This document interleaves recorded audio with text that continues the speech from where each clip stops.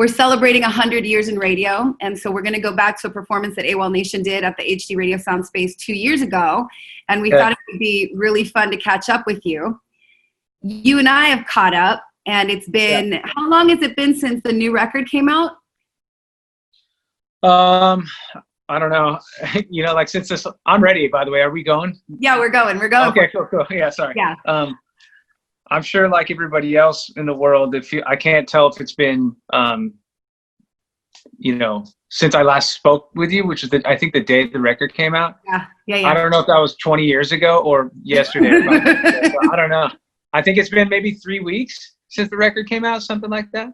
That doesn't sound right. It feels like more like 20 years ago. I know. Yeah. And that's good or bad. Who knows, you know?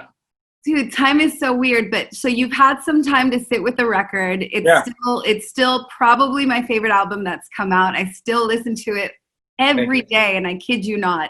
So what are your feelings on the album now that you've had some time to process? What's some of the feedback, and what are some songs that really stand out?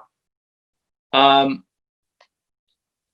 think that mostly I'm just really, I feel really grateful that I had something to offer during this time, I would say. And as we spoke before, the lyrical content seems appropriate for the emotional climate of what we're all going through in some ways. So I feel very grateful for that mostly, I would say, to have something to share, you know. I sort of wear my heart on my sleeve lyrically. So it's all there. As far as songs go, you know, it's hard to say. I don't really know. I mean, I guess I'm probably really impressed when people get to the last song of the record anytime, because that means they took the time to listen to all of them, you know. And there's usually sort of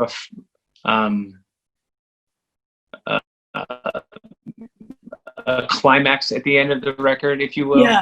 So I'm just stoked that people listen to any of them. You know, I don't have a favorite. I mean, I love Mayday, Fiesta Fever, I love Slam. I don't know. We should talk again in a year, and I could answer this much better. Okay. It's still the honeymoon phase for me with these songs. You know, it's like when you're in the early stages of a relationship and you have butterflies and all those things. I still got the butterflies in these songs. So how bad is the ache to tour with these songs? Because usually you put out an album and you go right on tour, and like we're chomping at the bit to go see this record performed, but we're kind of at a standstill.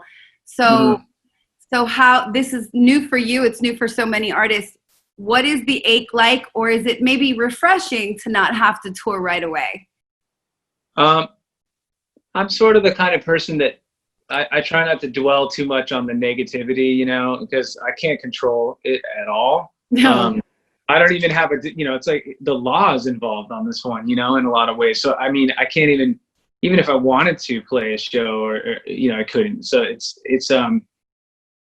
I'm trying to look at the opportunities that have presented themselves in this thing. For example, you and I have talked twice now. Yeah. Right. And I've communicated with so many different artists on my little live thing on Instagram pretty much daily. Made some new friends, new relationships because of this. So I guess like in many ways it's been fun to connect with people on a whole new level. And maybe I should have been doing this all along, who knows, but the time was appropriate for me now. But I'll tell you, when we are able to play songs, I mean, first I'm just looking forward to being able to be in a room with five people, the guys. So that's, I don't know what phase we're in, but that's phase one for me. And when we get to phase one, musically, it'll be awesome. And then we can then immediately start to make a live record of these songs front to end. And I have a whole plan for that. And I'm really excited. You know, it's fun to be creative. So I've been thrown into being forced to use new ideas and figure out a new way to connect with people. So that's awesome in the midst of such a sad time. One of the things you've been doing that I love so much, and you mentioned it a little earlier, is you've been connecting with different people every day on the IG Live, different artists. I mean, you've had such an impressive roster of people, and so you've also gotten to kind of explore the art of conversation, and I watched most of them. how did that start for you? What made you want to connect? And then I have a two-parter, so I'll wait till you answer that, and then we'll jump back in. Well, I felt like when everything happened and the order was made a reality for us to really quarantine and stay at home and all that, you know, I know that music is so important as far as not to keep saying the word connect or staying connected. Sorry, my dog wanted to say hi. See, that's the cool thing. I do all this like press and my dog's right here, you know. It's really cool. And I wonder what room you're in. We'll get to that later because it seems like a hobby room or something. But anyway, hi, baby. Here's Billy. Oh, what a dog. Hi, babe. Hi. But she's my firstborn, you know. But so I forgot the question, honestly. So what made you jump on IG every day? Well, I realized that I had all these friends and I've been lucky enough through the journey of music and through radio, different radio festivals, right, to meet so many different characters, and especially male and female artists that had been through a lot of stuff, whether it was Duff McKagan from Guns N' Roses, he's almost died a few times. He's dealt with substance abuse and addiction, anxiety, all those things. And so he was able to share how he's coped with that fear, anxiety, the unknown, which has been the main thing. I realized, the unknown is probably the scariest part about this. We know the fear of health, and you just got to turn on the news to be terrified, right? So I thought that, okay, this is my opportunity to at least have a conversation with people that I think have a story to tell and have tools to help them deal with mental health. And that's equally as important as physical health because it's all connected, right? So I talked to him and a bunch of different other people. I had a psychologist, like a high performance psychologist, and talked to people that are way smarter than me or have way more wisdom than I do. And since I've sat in on so many, I've been asked so many questions in interviews. I felt like I'd be really comfortable and knew how to communicate with some of these guests. And as a result, they've shared and revealed more about themselves than I think they usually would with your typical interview. So I kind of lucked out and got out a lot of cool information from these people. Yeah, correct. I'm actually learning a lot from you, but you do have that advantage. You do have that advantage. I'd like to think I have a smooth delivery, but it's been so great watching these people open up to you. What's one thing would you say that you've learned from some of your some music mates, if you will? Something that you've learned and maybe want to apply to yourself for your own life? Nothing. I'm just kidding. Well, I mean, everybody's got a different take on it and a different perspective, but I think Alex Ebert had some incredible stuff to say, from Edward Sharpe and the Magnetic Zeros, of course, who sings on Mayday, Fiesta Fever. And he had been through so much in his life. And I think he shared, how important it is to how the small things can add up. And it may not seem like much, but getting up, when the world feels like it's crumbling all around you, and you wake up and then you just decide, okay, well, first things first, get out of bed, right? Yeah. Make your bed, and not be afraid to try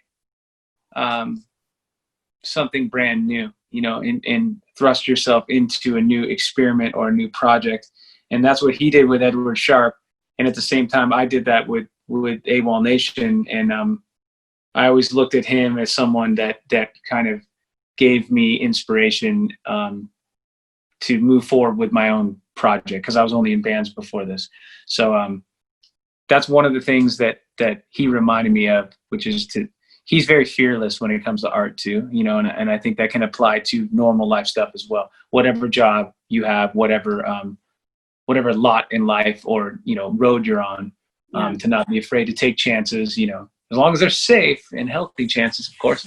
But that was really cool. And then the psychologist, Michael Gervais, said something about breathing and why people love smoking cigarettes so much. And I'm not encouraging people to smoke cigarettes, but he said the whole part of that is that if you could find a way to breathe in for as long as you breathe out, it gets your mind to be in a certain state of concentration, and it allows your brain to function on a higher level.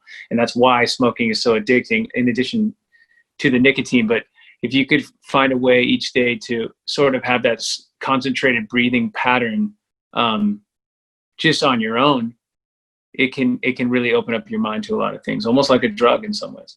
So that was probably the most profound thing when you pointed that out. I'm like, oh yeah, no wonder smoking seems so therapeutic, because you're breathing deep in and deep and pushing out a lot as well. Sometimes I have to be reminded to breathe. Like, I don't realize that. Oh yeah. Through the motions, and I know I'm breathing because I'm alive, but like, as far as like breathing, like really taking the time to be one with your breath and breathe in, breathe out, people don't do that often. I think that's a really good lyric, actually. I know I'm breathing because I'm still alive, but sometimes you forget to actually concentrate on the breath, you know. So that'll be the title of the song. Yeah, that'll be the title of the next record, and I'll give you like 60% of the publishing on that song. All right, cool. I'll take it. I don't want to keep you too long, but we're celebrating 100 years in radio, so I want to know what impact radio's had on your life and on your career. Well, on my life, let's take it back to, you know, listening to the radio as a kid. I mean, that was the music my parents, and I grew up at a time where there wasn't streaming, you know, and it was really hard to find cassette tapes.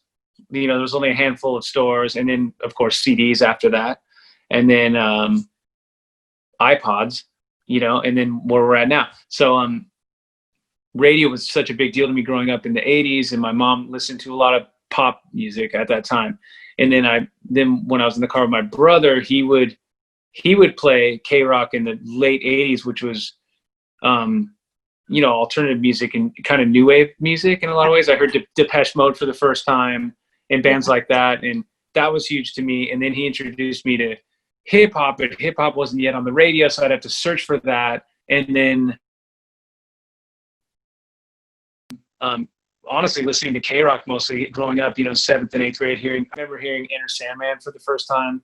I loved Metallica already, but you guys were actually playing, you know, the Black Album before it came out. And back then, you know, you get to hear a song on the radio before it was available, you know, and that was such a fun time. So I feel really grateful that I'm old enough to have experienced some of this stuff. And then Nirvana, I mean, I'd love to tell you that I knew about Bleach before Smells Like Teen Spirit, but I just didn't. I wasn't that cool, you know. So I heard Nirvana on the radio for the first time, and it changed my life forever, you know. I remember hearing I think Killing in the Name was the first Rage Against the Machine single, and that melted my face off. I'm like, wait, the Beastie Boys finally like went hard. I thought it was the Beastie Boys, and I realized there's this band called Rage Against the Machine. Even hearing Radiohead's Paranoid Android for the first time on the radio was a game changer. And these are all bands I love and were hugely influential. And even today, when I drive around, I still listen to the radio. I like to cruise oldie stations. I like to hear current stuff. I mostly avoid, you know, the main pop stations, I think, you know. I think there's a shame in that, yeah. Yeah. But it's fun to hear that hiss. There's something about the radio, pure radio in your car, that sounds good. You know, there's a certain kind of hiss to it that you don't get, and there's a certain kind of grittiness that's really fun, you know. I agree. And that was a big deal to me. I mean, I listened Kevin and Bean. What about Loveline? I used to listen to Loveline and learn about like sexual stuff that would blow my mind. I was like in 6th grade going like, what? This stuff happens? This is insane, you know? My parents didn't want me to listen to it, but I'd do it anyways behind closed doors.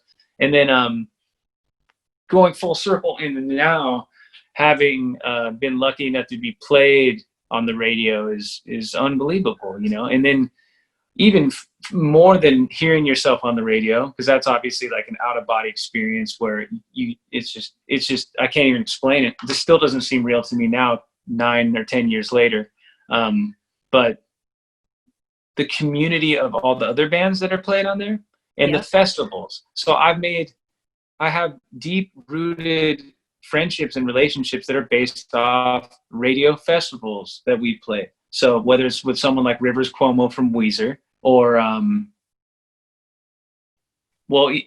any of the guys from Rage, or man, I'm drawing a blank on it because there's so many bands we play. Oh, Young the Giant, we got to be good friends with them, and you'll see all these people from Rage. It's like this summer camp. Like, did you have outdoor ed school when you were a kid by any chance? Yeah, I sure did. We had outdoor ed, so it's like that, you know. So not only is it incredible to be played on the radio, but to be a part of the community and part of the sort of fabric of it, and last this long and be on a fourth record and still being relevant and having these conversations. It's radio's been a big deal in my life, to say the least. You've been really impressive this whole time since the pandemic, whether it's the new album or the way that you just kind of took to IG Live and opened up a narrative and so many conversations. And it's been such a pleasure to see you more than I've ever seen you, but also get inside your head, to watch you get inside other people's heads. And, you know, I don't know how to put this so that it doesn't sound wrong, but some people have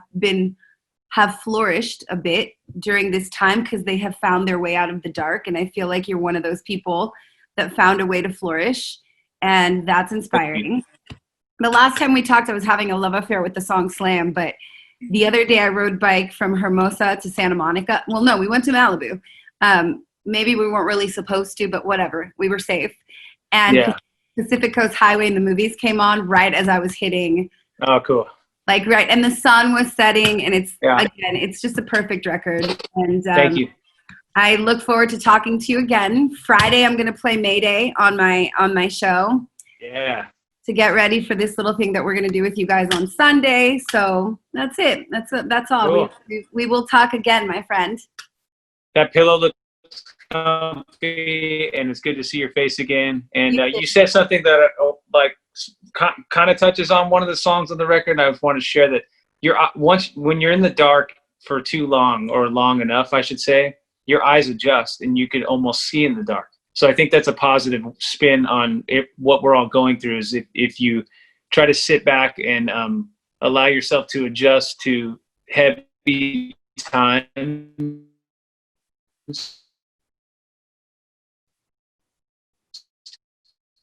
you find your way eventually. And hopefully, you know, more sort of, even if it's only mentally, but I see a lot of people more encouraged than before. So do I. I'm losing you. Oh, really? Okay, I'm going to let you go so your electricians can get to you. Thank you for saying that. I didn't think about it that way, that your eyes do adjust to the dark and you find your way out. I did. Yeah. How are the bunnies? The bunnies, well, we found a lady that actually can take infant bunnies and raise them, because it's really hard to do. There's a certain, I don't know how they're doing. She took over. That she's a professional. She also raises squirrels, and we released some squirrels in our trees up here. So right now I'm actually fostering 2 puppies. So, which I'll post on my Instagram a bunch, and they're probably already spoken for as well. But the problem is with fostering puppies, my wife always does this. At first I'm like kind of the grumpy old man. I'm like, this responsibility. And then I fall in love with them. I have a relationship with them, and then someone else gets to take them away. Yeah, I saw them. They're cute. You know, we do all the hard work. We potty train them, and we have these other dogs, and they become part of the pack, right? And then someone gets to roll in and just take them, and it breaks my heart every time. So there's a lot of joy, but such is life, I guess. You know. Hey, but not everything lasts forever. Yeah, but you give them to a good, loving home, so you're doing your part. You're doing your part. Definitely. I'm just selfishly telling you, it breaks my heart every time. All right, my friend. Well, take care. Good luck with your electricity, and thank you for everything that you do, Aaron. Thank you so much. Thank you.